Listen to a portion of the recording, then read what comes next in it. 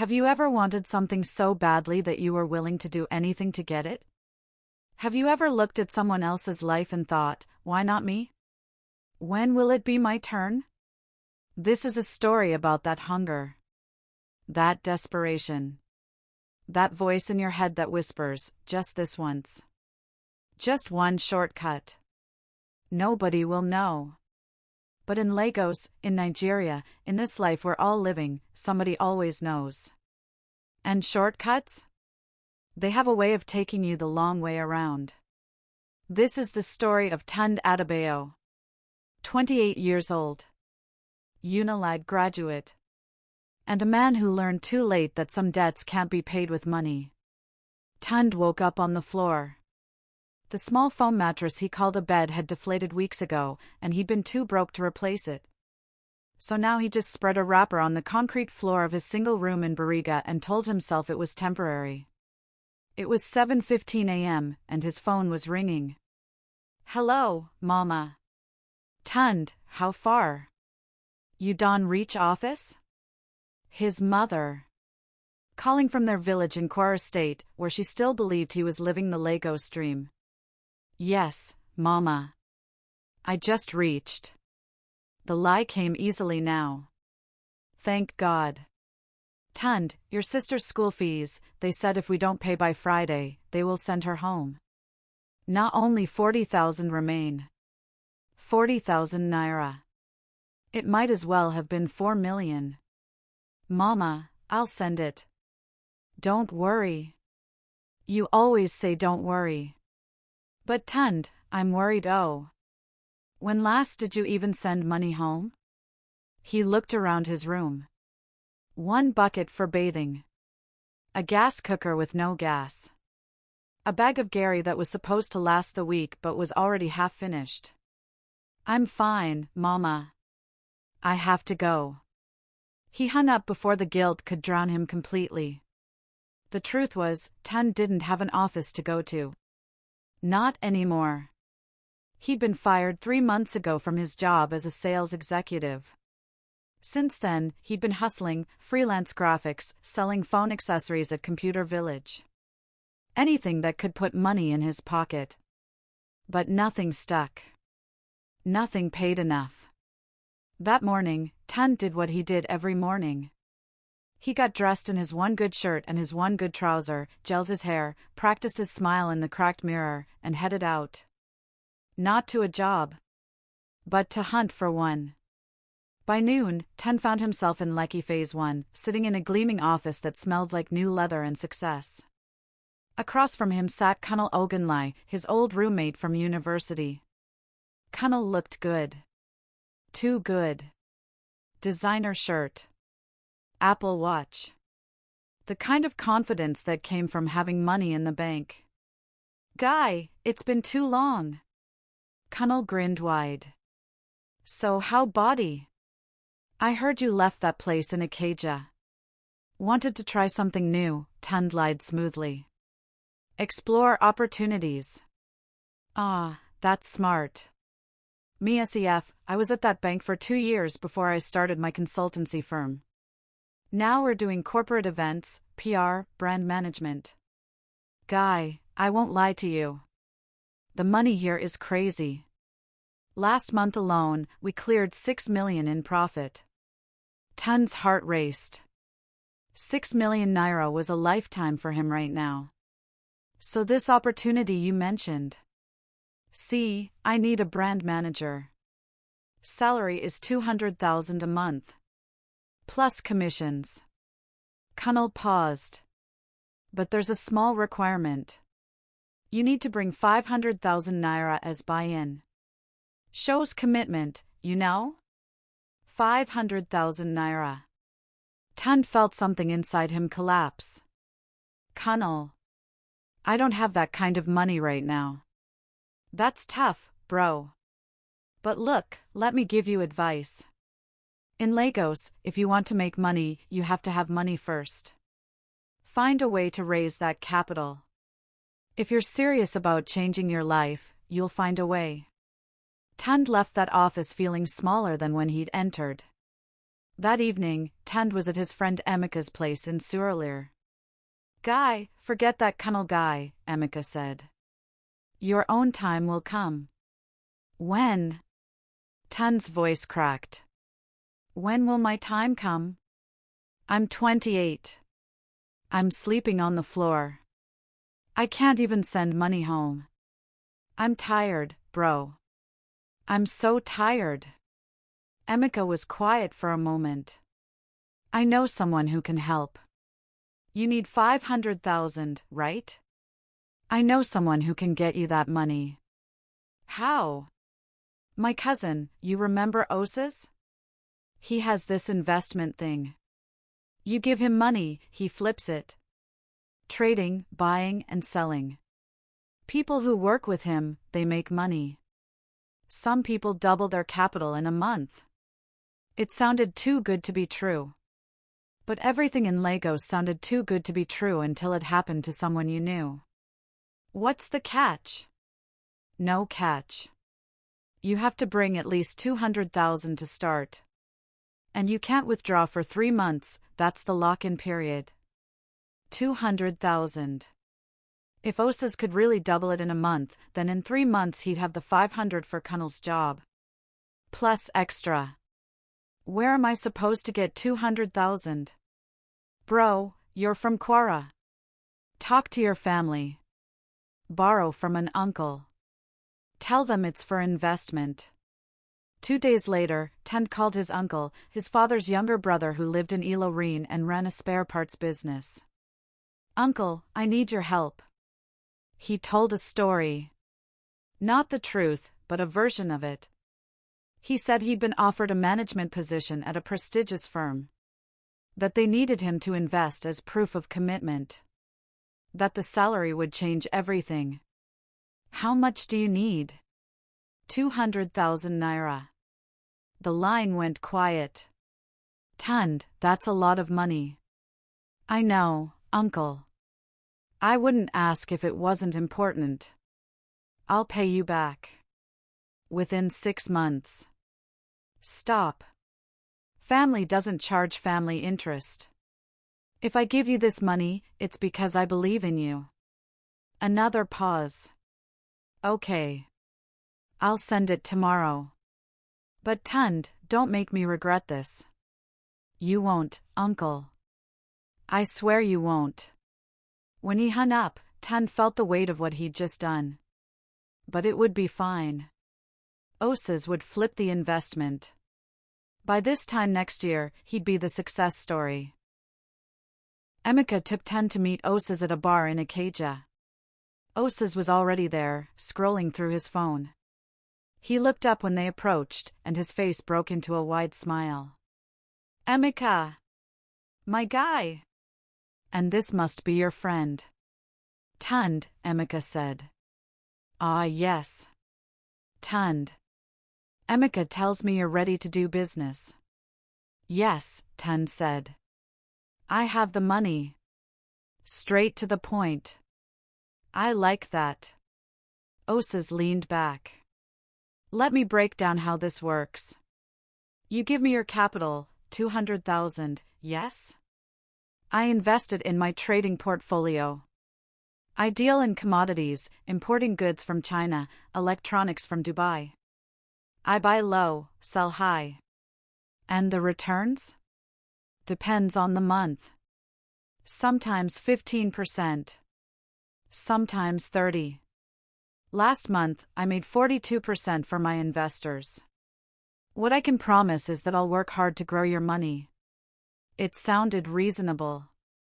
Legitimate. And I can't withdraw for 3 months? Correct. We need time to complete the trading cycles. But after 3 months, you can take your money anytime. Tunde pulled out his phone. His uncle's money was there, 200,000 naira. Before I transfer, is this legal? Completely legal? Osas laughed. Brother, I'm not doing Yahoo. I'm not doing fraud. I'm doing legitimate business. If you want, I can show you invoices, receipts, everything. Ask Emika, Ask anyone who's worked with me. He's legit, Emeka confirmed. Tunde looked at his phone. 200,000 naira. His uncle's trust. His last shot at changing his life. Okay. Let's do it. He made the transfer right there. Watched the numbers disappear. Felt his stomach drop even as Osas was grinning. You just made the best decision of your life, bro, trust me. The first week was fine. Osas sent updates, messages about shipments arriving, products selling. The second week, the messages slowed down. By the third week, Tunde started feeling uneasy. He'd call Osas, and it would ring once before going to voicemail. Messages would come hours later. Bro, I'm in a meeting. Everything is under control. Emeka, your cousin is dodging me. No, be like that. Osas is just busy. It's been 3 weeks and I haven't seen proof of anything. Calm down. You're too paranoid. But Tunde wasn't paranoid. He was scared. It took another week for Tunde to admit what he'd been avoiding. He went to the address Osas had given him, supposedly his office in Ojota. I'm looking for Osas Adeyemi, Tunde told the receptionist. She checked her computer. We don't have anyone registered under that name. His hands were shaking. Are you sure? Sir, I'm not seeing that name in our system. Osas's number had gone from ringing to straight voicemail to eventually this number does not exist. Tunde went to Emeka's place. Burst through the door. Where is he? Emeka looked up, startled. Where is who? Your cousin. OSAS. The guy who took my money. His office doesn't exist. His number is not going through. The silence was deafening. Emeka's face went through several expressions: confusion, realization, guilt. Oh God, Emeka whispered. What? What? Tunde. Osas is not my cousin. He's a guy I met at a party. He said if I brought him clients, he'd give me a cut. Tunde, I swear I thought it was real. He showed me messages from other people. Bank alerts. Screenshots, Tunde said numbly. I didn't know. I swear I didn't know. But it didn't matter. Tunde's money was gone. His uncle's money. 200,000 naira. Vanished. Tunde sank to the floor. I'm finished. I'm completely finished. He tried everything. Filed a police report, they laughed. Do you know how many people get scammed in Lagos every day? Tried to track down Osas through contacts, all their numbers were now dead. The money was gone. And worse, he had to tell his uncle. Uncle, I made a mistake. He told him everything. The real story this time. Uncle Biodun was quiet for so long Tunde thought he'd hung up. Uncle? I'm here. His voice was flat. Empty. Tunde, that money was supposed to pay for a shipment. A business deal I'd been working on for months. Now I've lost everything. Uncle, I'm so sorry. I'll pay you back. With what? You don't have a job. You don't have anything. You took my trust and threw it away for a Lagos scam artist. You wanted to take a shortcut because you were too proud to keep struggling like everyone else. The line went dead. A week later, Tunde's landlord came knocking. Oh good Tunde, I don't see my rent money. I give you 1 week. If I don't see money, I go change your lock and throw your things outside. His phone buzzed. A message from his mother. Tunde, the school sent your sister home today. Please call me. He didn't have the strength to call. Instead, he sat on his foam mattress on the floor and cried. Really cried. The kind of crying that comes from somewhere deep, where all your dreams and disappointments live together. He'd lost everything. The money. His uncle's trust. His family's respect. His own self-worth. And the worst part? He had no one to blame but himself. 3 days before Tunde's rent deadline, his phone rang. Unknown number. Hello? Is this Tunde Adebayo? A woman's voice. Professional. Yes. Who's this? My name is Mrs. Folktale Adebayo. I'm calling from the University of Lagos Alumni Association. You've been selected as a beneficiary of our emergency support fund. We'd like to offer you a one-time grant of 200,000 naira. 200,000 naira. The exact amount he'd lost. Is this a joke? It's not a scam, Mr. Adebayo. Someone nominated you, they didn't leave their name. Someone wants to see you succeed.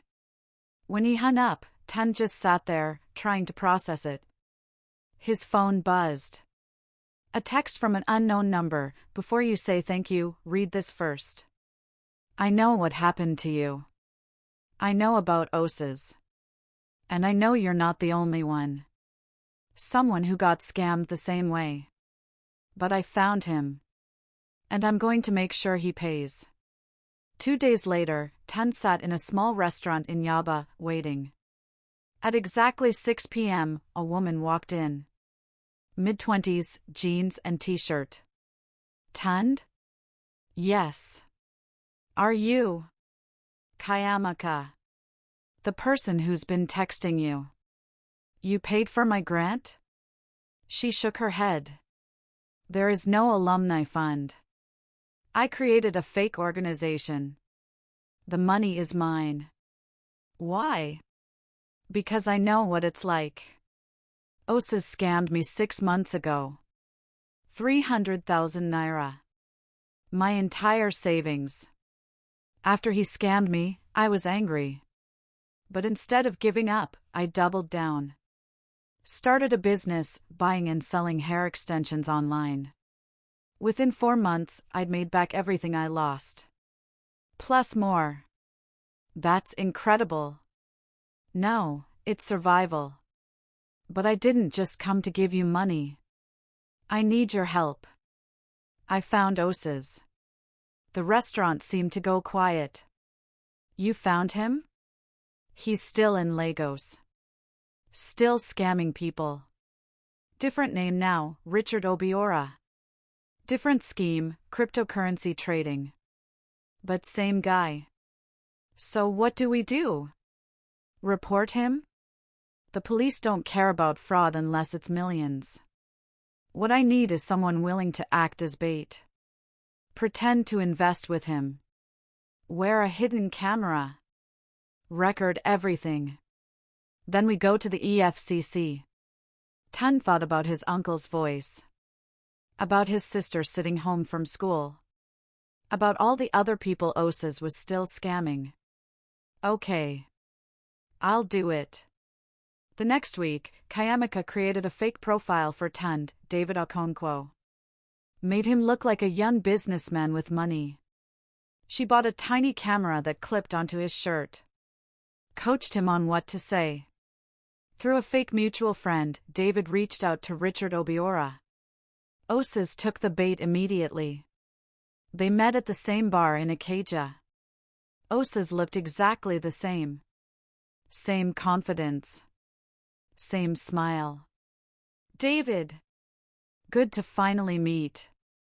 They shook hands. The camera was recording everything. So I hear you're interested in cryptocurrency trading? Yeah. I have some money saved up, about 500K. I want to make it work for me. Osa's eyes lit up. For 20 minutes, Osa's gave the pitch. Bitcoin. Blockchain. Decentralized finance. 30% returns in a month, sometimes 50. I've been doing this for 3 years. Never had a single client lose money. Never? That sounds too good to be true. I know, everyone says that. But look, I'll be straight with you. This isn't magic. It's just knowing the market. I have connections, people in Dubai, Singapore who give me insider information. He pulled out his phone, showed screenshots. Bank alerts. WhatsApp messages. Photos of expensive things. See this? This is what success looks like. Tunde felt anger rising. Same pitch. Same lies. Same manipulation. Let me think about it. Can I call you tomorrow? Sure. But don't think too long. The market moves fast. Outside, Kayamika was waiting. Did you get it? Tunde unclipped the camera. I got everything. They watched the footage. Every word. Every lie. Every promise. This is it, Kayamika said. This is enough. Now we go to the EFCC. The EFCC office in Ikoyi was intimidating. They were taken to Chief Superintendent Amaka Obi. You're telling me you have evidence of ongoing fraud? Kayamika pulled out her laptop. Video evidence, bank records, testimonies from 23 victims. Chief Superintendent Obi watched the video. Her jaw tightened. This is good. But cases like this take time. Investigations. Due process. It could be months. Months? Ma, he's scamming people right now. We need to build an airtight case. You go home. You wait. Let us do our job. They left feeling deflated. I can't believe this, Kayamika said. We handed them everything. Tunde's phone rang. Unknown number. Hello? Tunde Adebayo. A voice roared. You think you're smart? Osas. You think I'm stupid? You think I don't recognize faces? I saw you, Tunde. I knew it was you. Kayamika grabbed the phone, put it on speaker. I wanted to see what you were planning. You and that girl, Kayamika, right? I know everything. I know where you live. I know where your family lives. You're a thief, Tunde said. You stole from me. From Kayamika. From dozens of people. I didn't steal anything. I offered an opportunity. You took it. That's business. And you went to the EFCC. You think I don't have people there? I've been doing this for years. I know every trick. So here's what's going to happen. You're going to withdraw that report. Delete that video. And forget you ever met me. And if we don't, then I make your lives hell. I have friends. Friends who know how to make problems disappear. Do you understand? The line went dead. They went to a cafe. Both scared. Both unsure. Then Tunde's phone buzzed. Check your email. He opened it. A police report. 5 years old. About Osas, except the name was Emeka Nwafor. But the same face. A fraud case in Port Harcourt. He'd scammed market women out of over 2 million naira.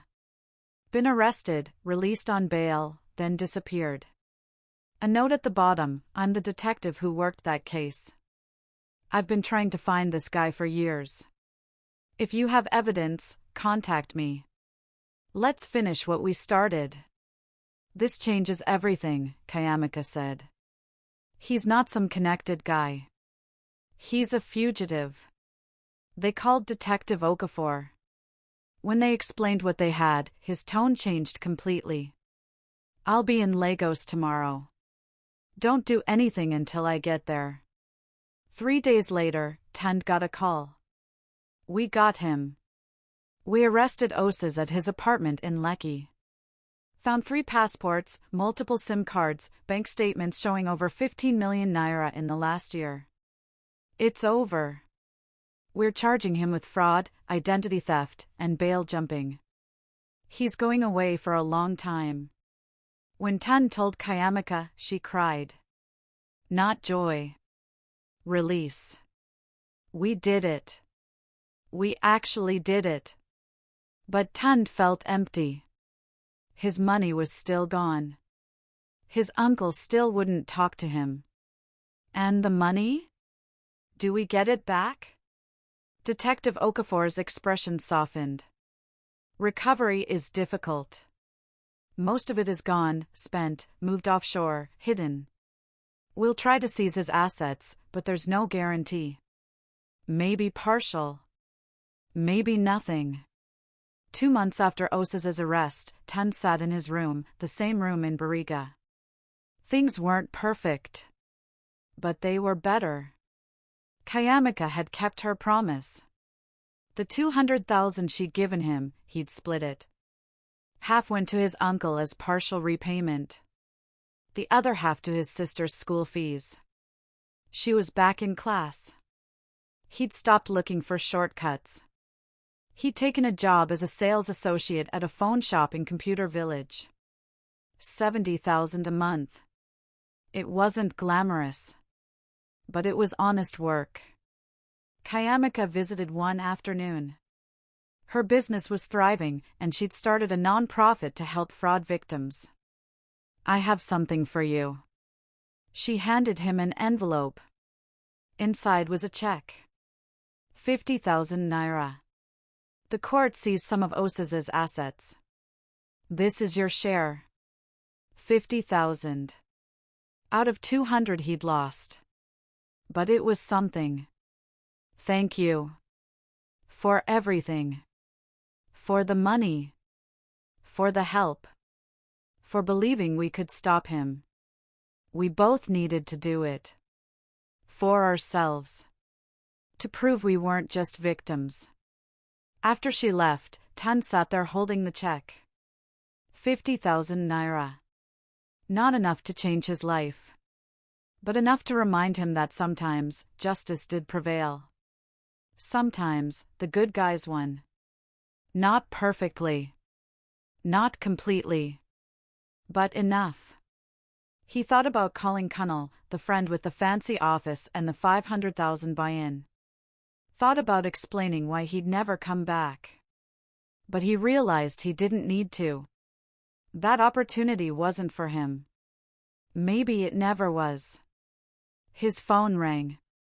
His mother. Tunde, how far? He smiled. A real smile. I'm okay, Mama. I'm actually okay. Your sister said you paid her fees.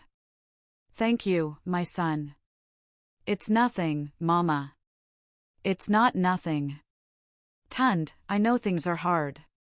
I know Lagos is not easy. But you're trying. That's what matters. After they hung up, Tunde looked around his small room.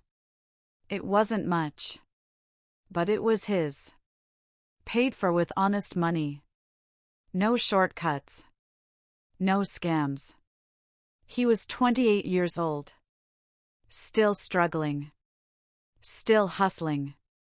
But for the first time in months, he felt something he'd almost forgotten. Hope. So what did we learn from Tunde's story? Lagos is full of Osasis. People who prey on desperation. Who turn dreams into nightmares.